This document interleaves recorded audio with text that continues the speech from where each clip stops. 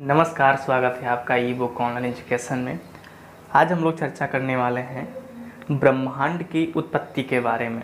साथ में हम देखेंगे तारे कैसे बनते हैं और उन तारों से ब्लैक होल की अवधारणा कहाँ से निकल के आती है। ठीक है, तो चर्चा करते हैं कि ब्रह्मांड की उत्पत्ति हुई कैसे। तो इसके लिए एक सिद्धांत बहुत ही ज़्यादा एग्जाम में पूछा जाता है और फेमस भी है इसके लिए, बिग बैंग थ्योरी।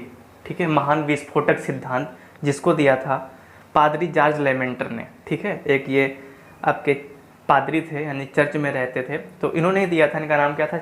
पादरी जॉर्ज लेमेंटर। ठीक है, 1960-70 के दौरान में। ठीक है, ये आप सन याद रखना, शायद एग्जाम में पूछ दे आपके कि बिग बैंग थ्योरी जो है वो किस दशक में आई थी। तो 70 के दौरान में आई थी। तो इन्होंने इसमें बताया क्या कि जो पूरा ब्रह्मांड था, ठीक है, नहीं 15 अरब वर्ष पूर्व एक बहुत ही ब्रह्मांड यानी कि पिंड के रूप में था, छोटा सा पिंड था। तो उसमें क्या हुआ, ये जो बना हुआ था पिंड, ये बहुत भारी पदार्थों से बना था। जैसे हम कार्बन ले लें या लोहा ले लें, इस प्रकार के जो तत्व थे इसके अंदर निहित थे। तो धीरे धीरे क्या हुआ, ये इसका गुरुत्वाकर्षण बहुत ही बढ़ने लगा। जब गुरुत्वाकर्षण बढ़ गया इसका, तो इसमें एकदम से विस्फोट हो गया, पूरा टुकड़ा टुकड़ा हो गया एकदम से, और पूरा ये क्या हुआ, बिखर गया। कई सारे पिंड यहाँ से निकले, छोटे छोटे धूल कण निकले, गैस निकली। तो इसके आगे क्या हुआ, जैसे हम इसको अगर एग्जाम्पल से समझे, आप क्या करो, एक बैलून लो, एक गुब्बारा लो और उसमें हवा भर दो। ठीक है, मान लो आपने हवा भर दी, नॉर्मल भर दी, और इसको आप जो है घुमाते रहो, यानी कि एक साइड से पकड़ लो, इसको घुमाते रहो घुमाते रहो घुमाते रहो। तो एक स्थिति ऐसी आएगी, ये फट जाएगा ये, और जैसे ही फटा उसके अंदर की पूरी गैस बाहर निकल गई और उसके चिथड़े चिथड़े उड़ जाएंगे। तो सेम उसी तरीके से कुछ यहाँ पे हुआ होगा। जो 15 अरब वर्ष पूर्व एक पिंड था, तो उसमें ग्रेविटी बढ़ गई होगी, और कितना अपने अंदर अपने आप को सिकोड़ सकता है वो। ग्रेविटी का मतलब वो अपने आकार को कितना छोटा कर ले, कितनी चीज़ों को अपनी ओर आकर्षित कर ले। तो इसी तरीके से वो उसका गुरुत्वाकर्षण बढ़ा और वो अंत में क्या हुआ, फट गया। तो वहीं से कई सारे पिंड निकले, गैस निकली, जिस तरीके से आप फोटो में देख सकते हो कि यहाँ ये आपका पिंड होगा, विस्फोट हुआ, कुछ इस तरीके से फैला, और ये आपका जो है सब मलबा है। ये आगे मलबा क्या हुआ, आगे देखते हैं। तो ये चीज़ यहाँ पे हुआ कि महान विस्फोट के दौरान ब्रह्मांड में गैसों का मेघ प्रभावित हुआ। अब यहाँ पे क्या देखेंगे हम लोग, तारों का निर्माण या इनका जन्म कैसे हुआ। ठीक है, तो जैसे ही वो 15 अरब साल पहले पिंड का विस्फोट हुआ, पिंड में विस्फोट हुआ, तो जैसे मैंने बताया कि गैस फैल गई ब्रह्मांड में पूरा, और साथ में वहाँ के जो पिंड थे वो भी घूमने लगे। और फिर भाई आपकी ग्रेविटी तो थी वहाँ पे पहले से ही, तो फिर से क्या हुआ, इनका ग्रेविटेशन फोर्स चालू, इस तरीके से कुछ चालू हुआ, वहाँ पे चालू हुआ, यानी कि जो पिंड थे वो आपस में एक दूसरे की ओर आने लगे, मिलने लगे। छोटे छोटे टुकड़े जो हैं बड़े बड़े पिंडों के साथ में आने लगे। तो और उनमें जो हाइड्रोजन थी पहले से निहित, हाइड्रोजन काहे में चेंज होने लगी, हीलियम में चेंज होने लगी, और इसी तरीके से आपका तारे का निर्माण होने लगा। अगर इसको हम अपने हिसाब से समझें, एक अच्छे से एग्जाम्पल के रूप में समझें, अगर आप इसको समझ गए तो कभी भूल नहीं पाओगे आप। इसको आप घर पे भी ट्राई कर सकते हो। आप क्या करना, एक बकेट लेना, एक बाल्टी लेना, और उसमें आप पानी भरना। ठीक है, आधे से थोड़ा ज़्यादा भर लेना, और उसमें बालू डाल दो, थोड़ा सा नीचे 2-3 मुट्ठी बालू डाल दीजिए। अब बालू डालने के बाद में इसको आप तेज़ी से पानी, जैसे हम निरमा पाउडर डालते हैं जब कपड़े भिगोते हैं बाल्टी में, उस तरीके से घुमाते घोलते हैं। तो कुछ इस तरीके से आप जो है पानी को हाथ डाल के घुमाइए। अब तेज़ी से घुमा करके हाथ निकाल लीजिए अपना, फिर उसका रिएक्शन देखिए क्या होगा। वहाँ पे जो आपने पानी के अंदर बालू डाली है, वो बालू एक जगह पे केंद्रित हो जाएगी और घूमने लगेगी, वो घूमती रहेगी पानी के साथ में। ठीक है, तो एक जगह पे इकट्ठा हो जाएगी। अब इसी को हम उसी थ्योरी से कनेक्ट करते हैं। जो बकेट है आपकी, ये क्या है, ब्रह्मांड है पूरा। इसके अंदर जो पानी आपने भरा है वो सभी गैसें हैं, और साथ में आपने जो बालू डाली है वो पिंड वहाँ के हैं, यानी कि जो टुकड़ा, यानी कि जो विस्फोट हुआ था उसके दौरान जो भी टुकड़े निकले थे वो टुकड़े हैं।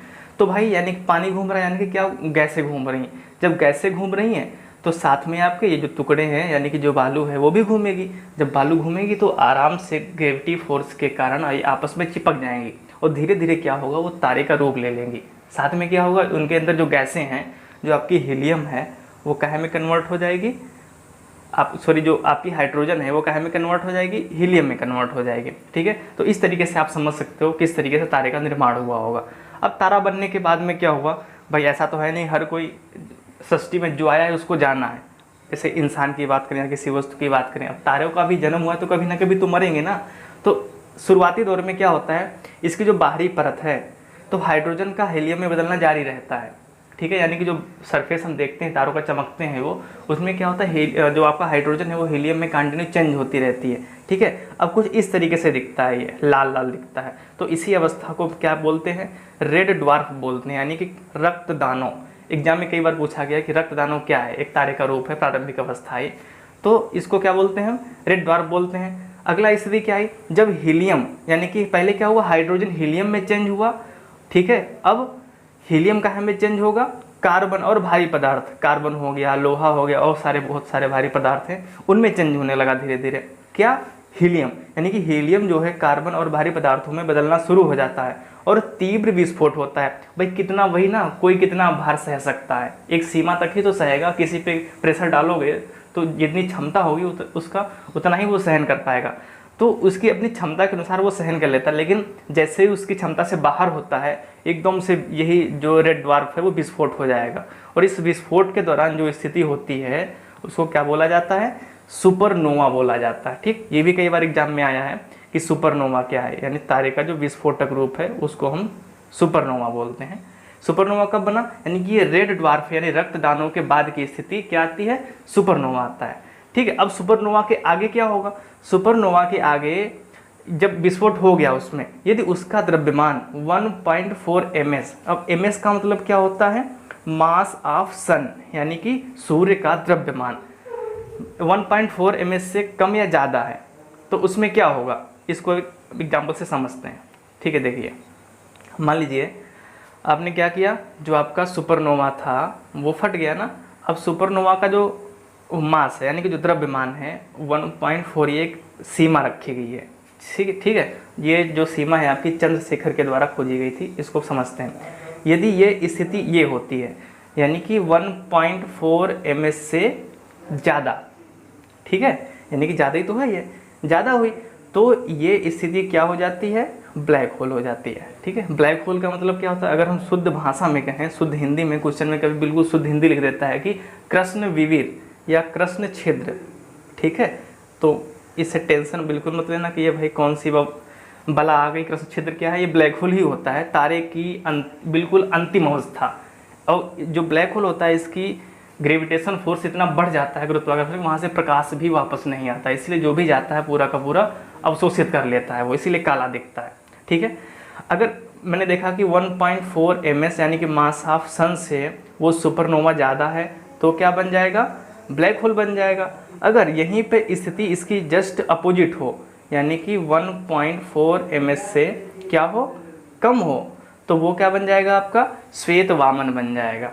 ठीक है, तो इस तरीके से आपका ये तारों का चक्र हो जाता है। फिर से एक बार देख लेते हैं क्या हुआ था, ब्रह्मांड में गैसों का मेघ प्रभावित हुआ, ग्रेविटेशन फोर्स के कारण आपस में ये मिलना चालू हुए, हाइड्रोजन हीलियम में कन्वर्ट हुई। उसके बाद में क्या हुआ, जैसे ही ये हीलियम भारी पदार्थों में चेंज होने लगी तो वहाँ से क्या हुआ, उसकी ग्रेविटेशन फोर्स बढ़ गई और विस्फोट हुआ, उस विस्फोट से क्या निकल गया, सुपरनोवा। अब सुपरनोवा की दो स्थितियाँ बताई गई यहाँ पे, 1.4 ms इज ग्रेटर देन या 1.4 ms इज लेस देन। दोनों स्थितियों में अगर ग्रेटर देन है तो क्या बनेगा, आपका ब्लैक होल बनेगा। यहीं से आपकी ब्लैक होल की स्थिति निकल के आती है और श्वेत वामन निकल के आता है। तारों का जन्म कैसे हुआ, मरण कैसे हुआ, जी आपकी स्थिति यहाँ से देख सकते हो। वीडियो कैसा लगा कमेंट सेक्शन में ज़रूर बताएं।